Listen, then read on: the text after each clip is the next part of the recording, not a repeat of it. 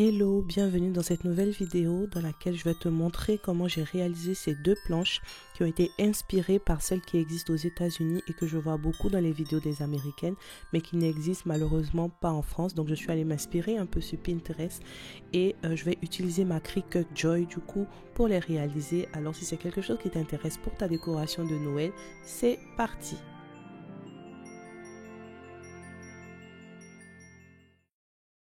Alors, pour le premier DIY, je vais utiliser cette planche toute simple que j'ai achetée à Action. Je vais du coup mettre de la peinture. Donc, il y aura du blanc sur le bas et en haut de la planche, ça sera la même couleur, donc la couleur bois. Donc, pour cela, j'ai utilisé un ruban de masquage en fait qu'on utilise en peinture, quand on fait de la peinture. Et du coup, je vais mettre ma peinture blanche à l'aide de mon pinceau. Donc, c'est une peinture que j'ai achetée à Action et c'est pour le fer, le bois, etc. Vraiment, il y a plusieurs usages, mais c'est vraiment une peinture classique. Et je vais enlever tout de suite après mon ruban et laisser sécher. Pendant ce temps, je vais réaliser mon design dans Canva. Canva, alors, c'est le site en fait qui vous permet de réaliser plein de designs de manière très facile. Alors, pour celles qui ont la Cricut, vous savez très bien que vous pouvez le faire dans Cricut Design Space. Donc, c'est vraiment le logiciel spécialement qui appartient spécialement en fait à Cricut en fait et qui permet de créer vos designs dedans. Moi, je n'ai pas la souscription et du coup, j'ai trouvé que mon choix en termes de création était très limité. Mais vu que j'ai un abonnement premium avec Canva, donc j'ai décidé de créer tout simplement mon design dans Canva et ensuite de le télécharger dans le Cricut Design Space. Et c'était beaucoup plus facile, mais vous pouvez très bien le faire. Et vous n'avez pas besoin non plus de l'abonnement premium en fait Canva. Il y a beaucoup de choix et c'est facile à faire.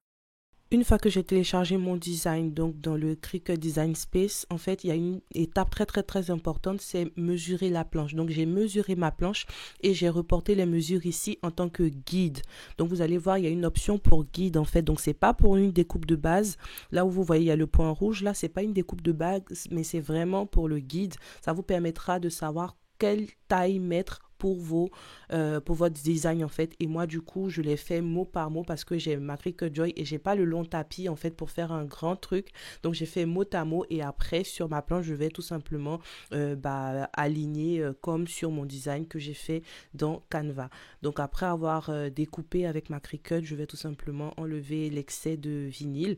Donc c'est du vinyle en fait de Cricut, de la marque Cricut. Donc c'est vraiment le plus basique et vous pouvez en trouver à Cultura ou sur Amazon.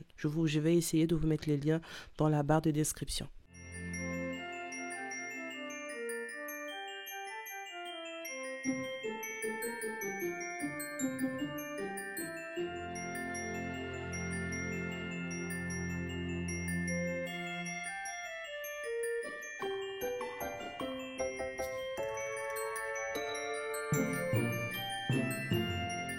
Donc une fois que j'ai tout échenillé, je vais maintenant passer à la partie la plus intéressante, celle de coller à l'aide du papier de transfert. Donc c'est un papier de transfert de Cricut aussi. Et en fait, je vais disposer comme je veux sur ma planche. Et franchement, c'est le moment franchement que j'aime beaucoup. J'ai beaucoup apprécié ce moment-là. Mais vous allez voir qu'il y avait au milieu un petit espace un peu vide. Je ne savais pas trop quoi faire. Donc j'ai rajouté un autre petit objet, un autre petit design. Et franchement, le résultat, j'ai vraiment apprécié.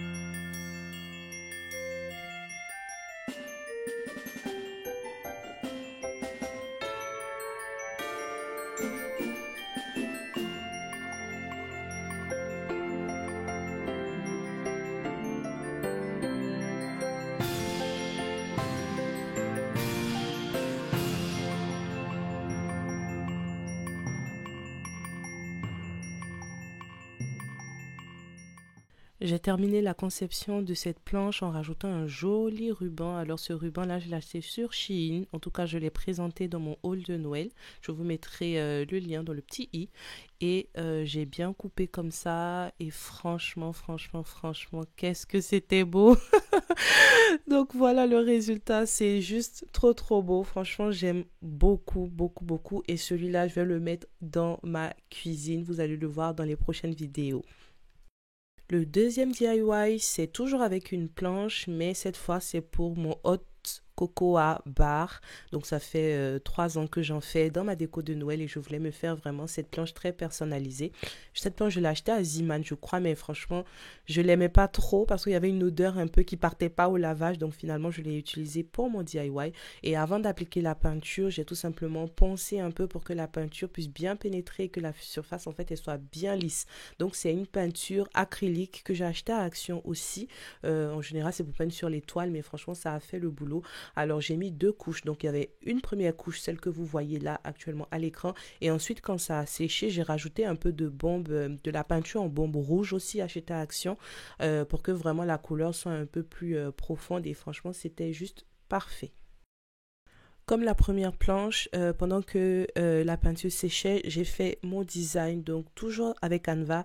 Et je voulais juste avec les images, voilà, vous pouvez vraiment vous inspirer de Pinterest, comme j'ai dit, moi j'ai beaucoup regardé Pinterest, et voilà, vous pouvez vous inspirer de ça et créer vraiment le design qui vous plaît. Vous pouvez juste mettre des mots, vous pouvez mettre des images, ça peut ne pas être pour un bar à chocolat chaud comme c'est le cas pour moi, ça peut être même si c'est pas pour Noël, ça peut être pour la cuisine, ça peut être, voilà, vous pouvez juste écrire cuisine et ça vous permettra de montrer que voilà, vous pouvez l'accrocher, voilà, par exemple sur la porte de la cuisine et montrer que c'est ici la cuisine, etc. Il y a vraiment beaucoup d'idées.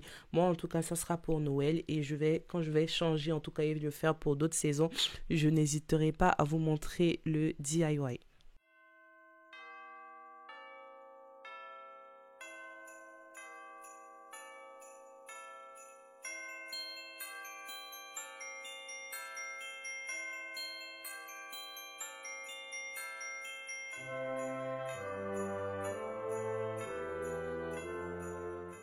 Comme pour la première fois, j'ai téléchargé au format PNG et je l'ai ensuite téléchargé dans mon espace en fait Cricut.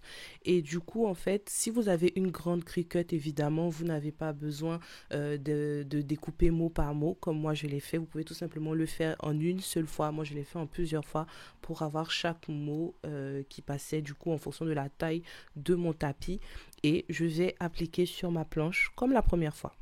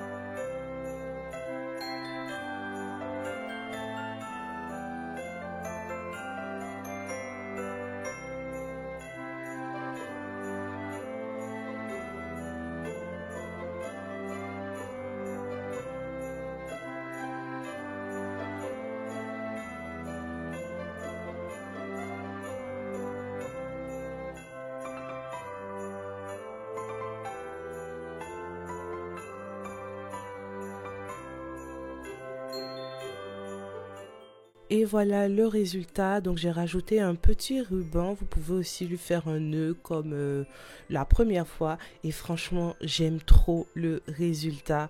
Et j'ai trop hâte de l'utiliser. Donc franchement, si vous voulez voir ma déco, je vous invite à vous abonner. Et puis on se dit à très bientôt pour une autre vidéo. Bye bye.